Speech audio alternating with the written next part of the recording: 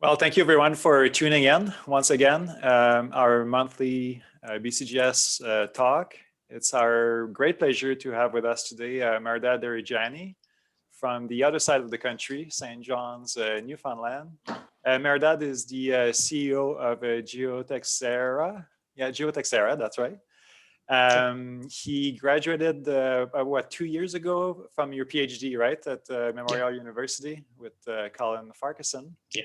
And then Mehrdad's going to show us today what he's been working on at Geotexera. So without further ado, the floor is yours. Yeah, thanks very much, Dominic. Let me share it full screen. Yeah, no, I think you have it full screen, yeah? Yeah, we can see you. Excellent, no, it's better. Yeah, again, thanks very much. Yeah, today, which is tonight for us, I will talk about the independent, joint, and constraint inversions using unstructured meshes. Before I talk about the inversion and I show you some examples of the inversions that I have done in the past, so I would like to introduce us, Geotexera.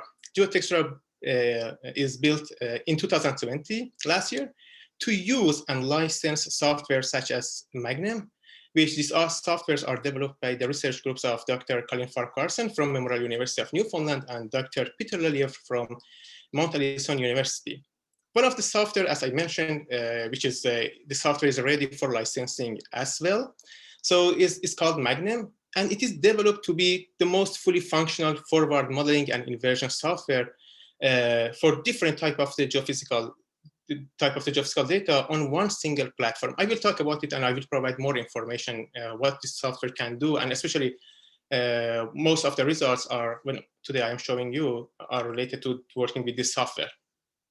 Before Geotexeral, we used our software, especially MAGNUM, in different projects for Valley Canada, Barrick Gold, seismic footprint project, especially, and with for data belonging to Cameco, Urano Canada, Canadian Malartic exploration companies.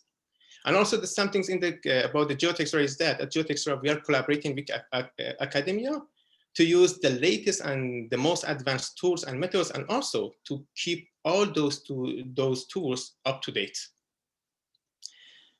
So we are categorizing our services into 3 sections: geophysical inversions, forward modeling, and machine learning. But my focus in this presentation will be on the geophysical inversion parts, and most of the examples are related to that part. And also for the licensing section, our software are MAGNUM and Podium. As I mentioned before, MAGNUM is a platform that is a software or a package that it is like everything is in that one package, all forward modelings, all inversions, and different type of inversions, and different, many useful tools.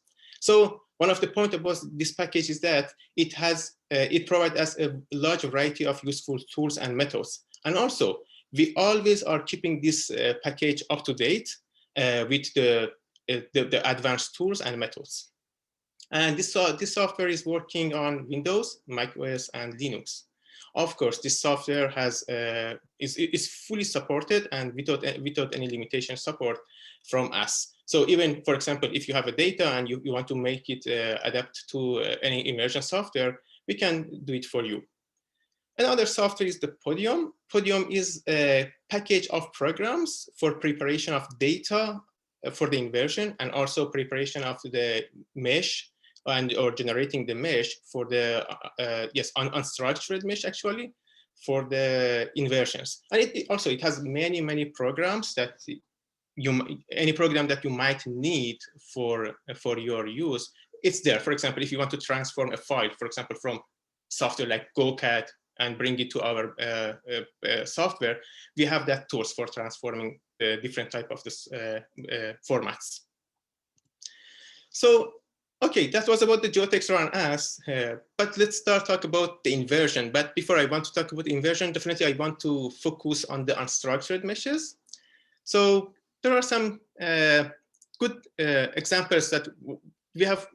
I can say we have three type of the meshes that we are using usually in the inversions.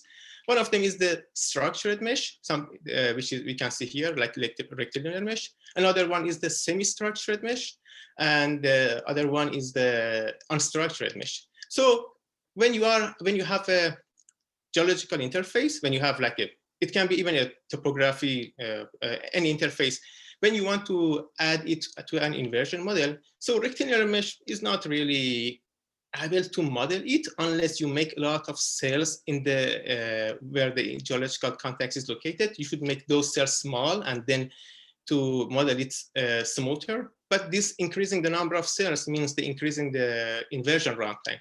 One of the solutions for this is the semi-structured mesh, where your geological context or surface is located. You only decrease the size of the cells in that part. But still, it's not exactly the same topography. Yes, but if you want to make it exact, you need to make a lot of small cells. An easy solution is the use of the unstructured meshes. You can easily add any surface with the highest accuracy. It can be, let's say, high resolution topography. It can be a geological context. It can be a surface that you made by leapfrog or GoCat. You can add it with the highest, easily first of all, and with the highest accuracy into your model with the minimum number of cells into your inversion model. And this is very helpful, especially when you are working with constraint inversions. So this features is kind of the super helpful. Of course, here I wanted just to show you, for example, this is a topography, and you can see here, then there is a zoom in here. You can see that topography is reconstructed by triangles. And since this is a 3D model, you can see the tetrahedra inside the models. And also this anomaly by the red lines, this was made by the leapfrog. So we added it into our model. So MAGNUM works with both structured and unstructured meshes, but definitely we prefer and recommend unstructured meshes. As I mentioned, I brought the reason. I mentioned the reason. So we definitely recommend the unstructured meshes. And Geotexera is kind of the first company that uses unstructured meshes in all its geophysical modeling and inversion software services and products. This cartoon is a kind of funny, but it's telling actually a simple truth. And the truth is that sometimes simple change can end up in a significant improvement. Maybe we should, we should not ignore those changes anymore. Yeah, of course. Now I talk about the mesh because the mesh that we are working is the unstructured mesh, but now I want to talk about the inversion and show you some examples. But definitely, I know that you are familiar with the inversion, geophysical inversions. Those are methods for reconstructing or recovering or imaging the geological structures and units from geophysical data based on its physical properties.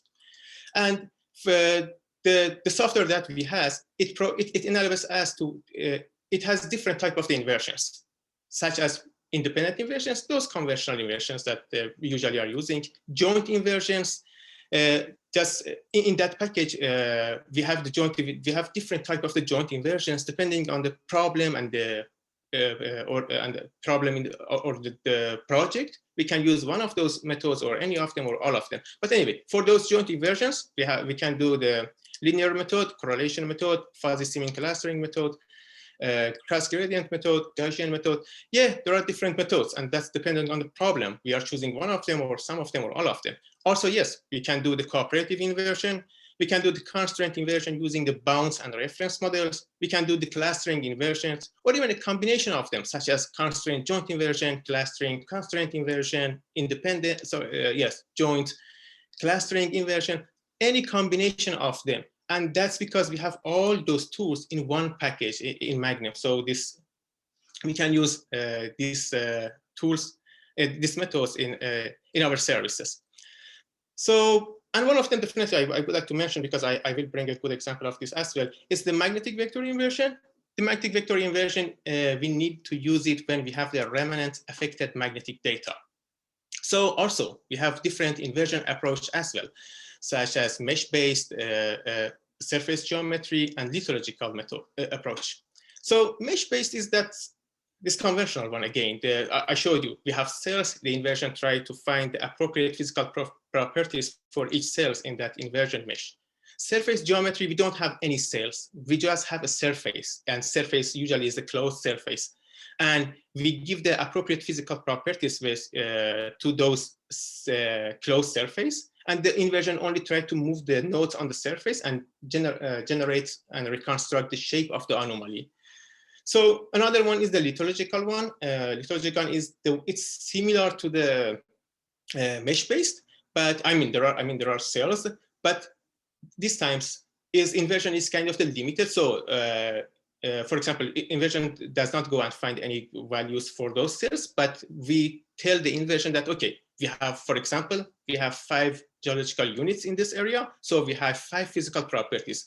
And now you can only use these 5 for, giving to use those as physical properties for each cells in the nodes. The things about the lithological method is that it gave us sharp boundaries. So when we have the output of the inversion. So yes, of course, as geophysical methods, we have our software works with our inversion software works with magnetic data, any type of it, TMI, amplitude, vector components, 3 vector component XYZ, gravity data, inversion of the gravity gradiometry, seismic refraction and first level travel times, magnetotelluric, muography, IPDC and EM software will be added to the software soon.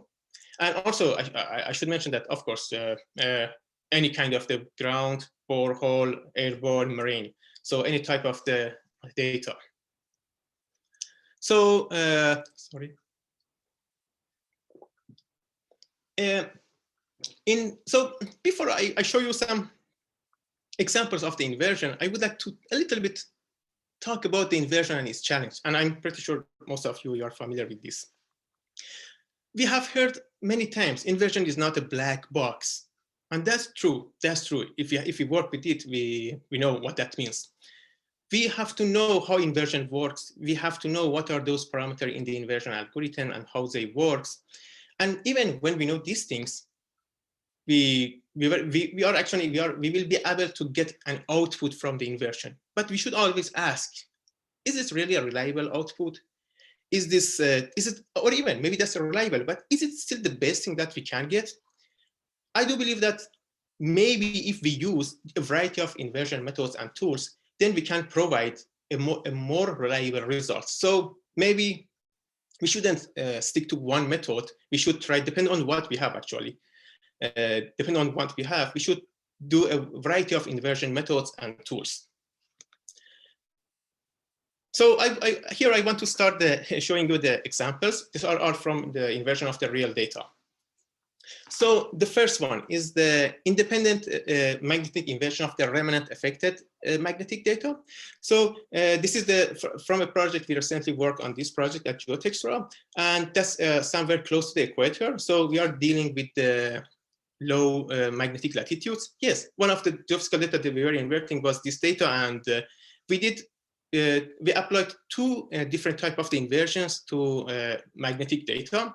One of them was magnetic susceptibility inversion, and one of them was magnetic vector inversion. Magnetic susceptibility inversion is that conventional one we are always applying to the data, and the magnetic vector inversion is different. It's when we are applying it to the data when we have a remanent-affected data.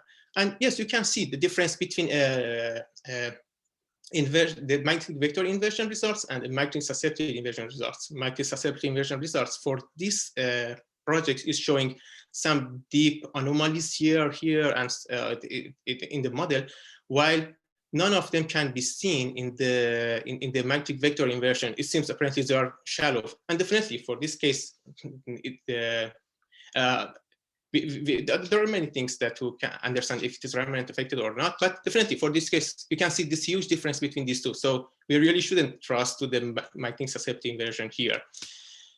But I mean, I want to mention this, that even when we have a magnetic data, it might not be bad. Again, that point, use a variety of tools that we have. So for this case, we didn't do only magnetic susceptibility inversion. We tried magnetic vector inversion as well.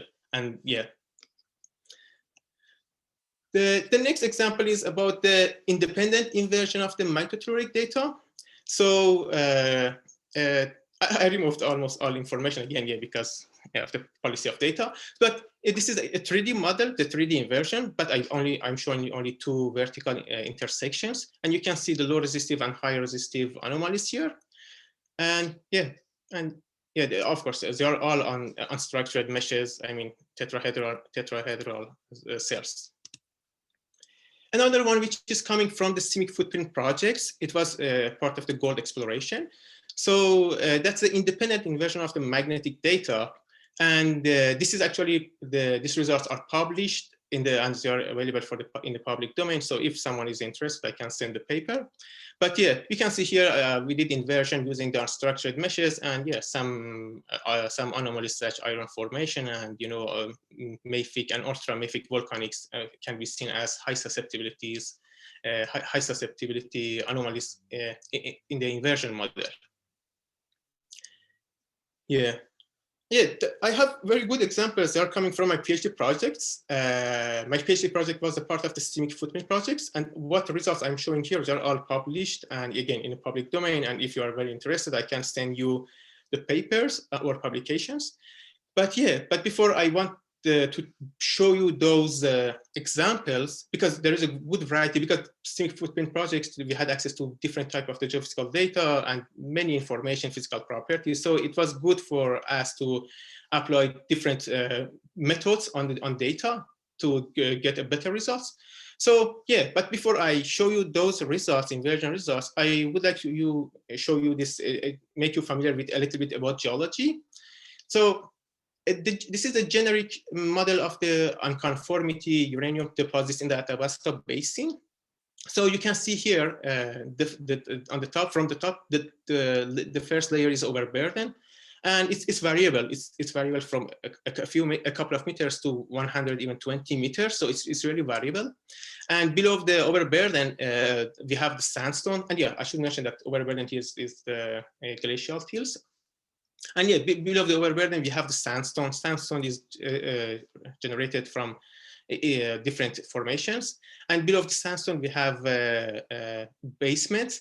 There is the unconformity between the sandstone and basement. And basement has different geological units as well, with different physical properties, I mean, density and magnetic susceptibilities. And where the fault is intersecting the unconformity, we have the uranium mineralization there. And the good thing is that usually it is a graphitic fault. So this is a perfect target for electromagnetic methods because graphitic is very conductive.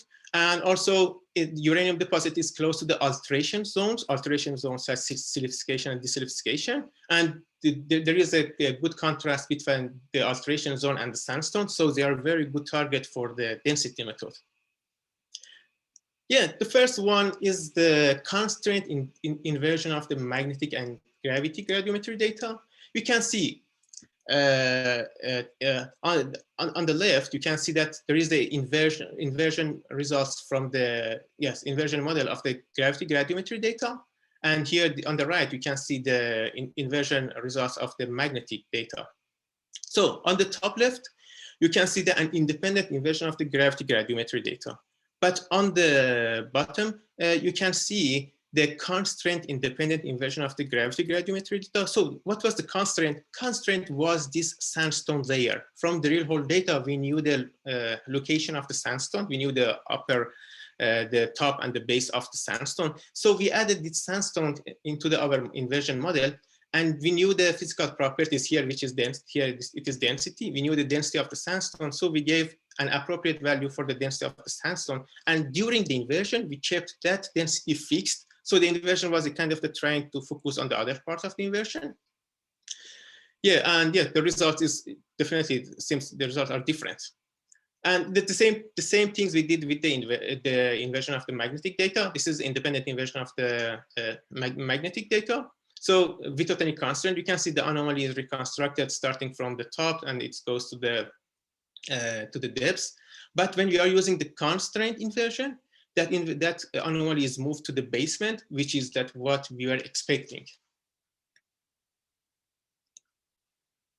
Another inversion is the clustering inversion. For this, we did a clustering independent inversion of the seismic refraction data.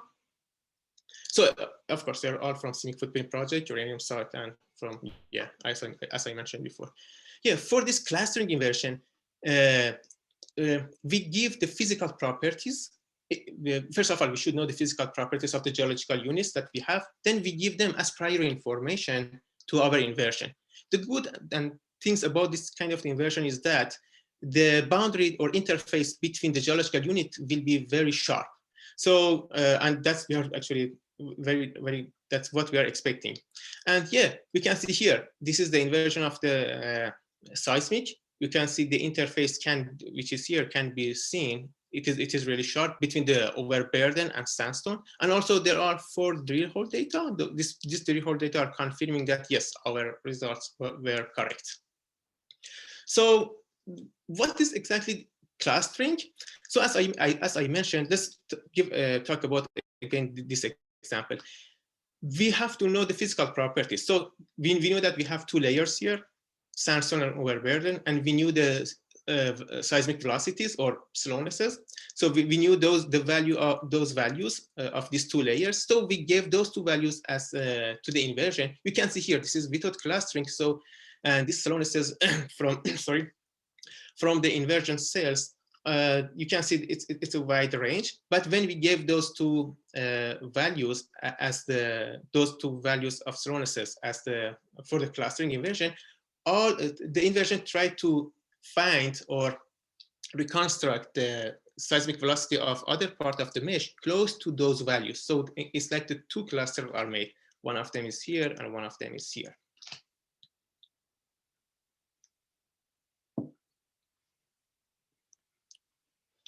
Yeah, another example is the constraint independent inversion of the gravity data. This is the kind of thing connected to the previous one. Let's show you the first on the top. This is the independent inversion without any constraint. We can see here, this we know that there is an overburden here. There are some sandstone and there are alterations on, but none of them can be seen. This is the result of the independent inversion, and this shows almost nothing to us. But from the seismic clustering inversion of the seismic data, we knew that interface between overburden and sandstone. So since we are working with unstructured meshes, we exactly add that interface into the inversion model. And you can see here by the white line, and we knew the density of the overburden, and we gave the density of the overburden to this upper layer and kept that density values fixed during the inversion. So the inversion was trying to focus on the other part of the mesh. We can see here some low density anomaly are reconstructed. Sorry. Yeah.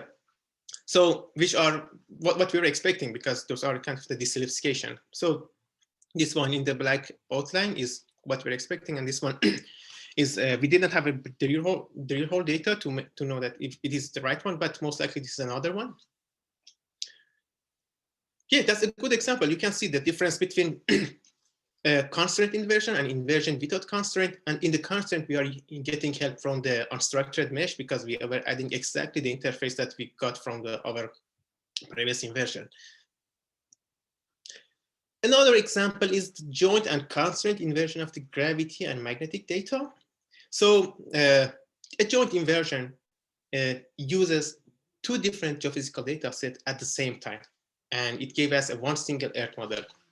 So on the top, you can see the density models. On the bottom, you can see the magnetic susceptibility models. From the left, we have the independent inversion results of the gravity data. You can see this density model, and the independent inversion of the magnetic data. As you can see, this is the magnetic susceptibility model. So this is what it's showing. We're expecting, we know we have different layers. We have overburden, we have sandstone, we have basement. In the basement, we have different geological units, but almost none of them can be seen in an independent inversion.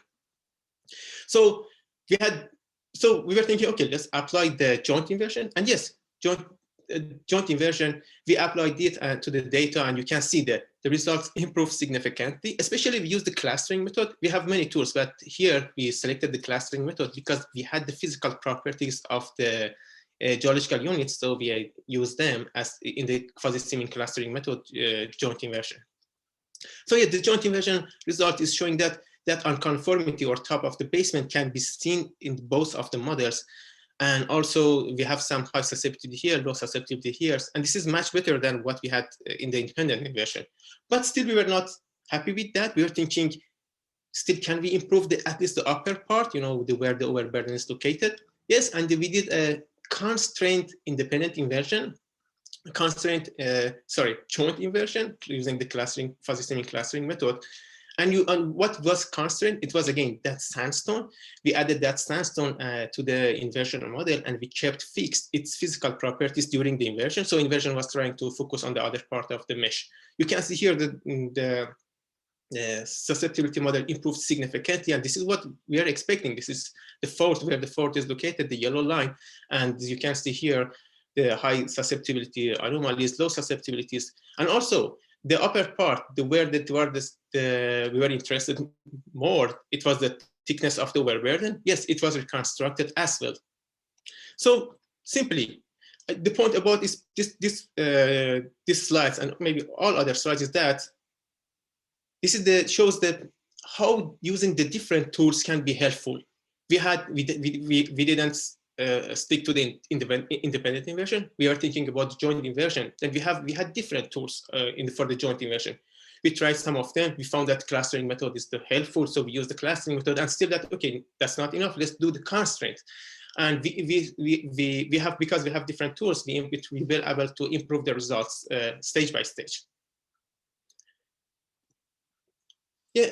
So for the forward modeling, I would like to show you some examples as well. So, forward modeling is a method to calculate or synthesize geophysical data from an Earth model.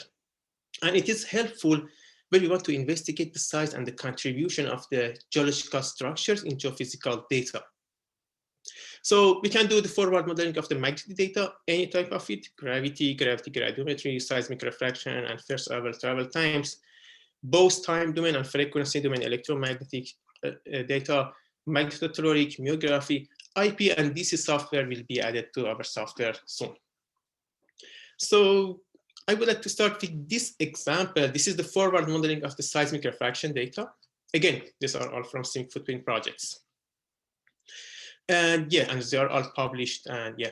So you can see here, these are the drill hole data, and the drill hole, based on the drill hole data, we were able to generate the Earth model. So you can see here the overburden and the sandstone. And then yes, this is 2D example. So we are working with the triangles. And yeah, then we synthesize the data. You can see here the wave front in this model. And something else, we knew that sometimes we have a blind layer. Blind layer is a problem in the seismic refraction. Is actually the one when the seismic velocity of the lower layer is less than the upper layer. So it's something problematic. So we made this synthetic model, and then we gave the appropriate seismic velocity values, and then we synthesized the data, seismic refraction data, using our forward modeling code. And yes, and then we inverted data. You can see the results of the inversion. So as we expected, really, we cannot find really the interface between layers here. This is not very good results. So as we expected, and that's because of the blind layer. And yeah, this is the observed and calculated data from the inversion. Another example is the forward modeling of the gravity data. So you can see here that this is the topography with the highest resolution, and we added into our model. You can see this is the overburden part, and there is sandstone, and there are some geological units in the basement. And also we have alteration zone. We had this alteration zone was made by the Lelièvre software, so we added it into our model.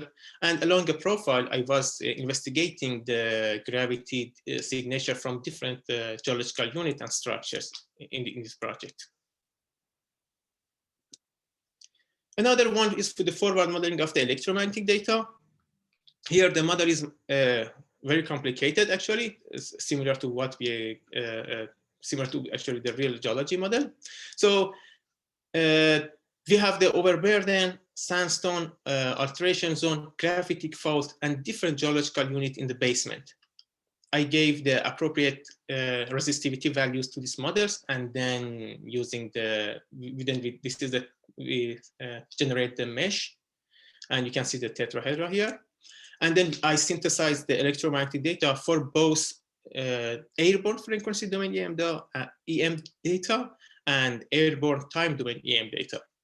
I did also an inversion on this data to investigate the signature of the anomaly at depths, but I'm not showing them here. Yeah, you can see that we did something forward modeling of the inversion of the electromagnetic data here as well. The last example is we did the trend correction of the gravity gradiometry data using forward modeling and unstructured meshes. You can see here the topography of the area. And this is the gravity gradiometry data after the trend correction using old conventional methods. Still, you can see here the drumlins that are here. You can see the signature of the drumlins in the data. So that's not really interesting, but we did the trend correction using the forward modeling and unstructured mesh. You can see here those signatures are significantly decreased. So the results are really improved. And we were able only to do this because we were using the unstructured mesh and we were generating the exact topography with the highest resolution. Yeah, that's another things that we can do with the unstructured mesh. And yeah, that's it. So you can send me an email if you need more information, if you are interested in those publications or papers, I will send them to you. And also, yeah, we have some more information on our website. Yeah, please check it as well. But yeah, glad to hear your questions. Thank you, Mehrdad. That was great. It's I'm glad to see some diversity in the inversion landscape. Those were really nice examples. Thank you for your time too.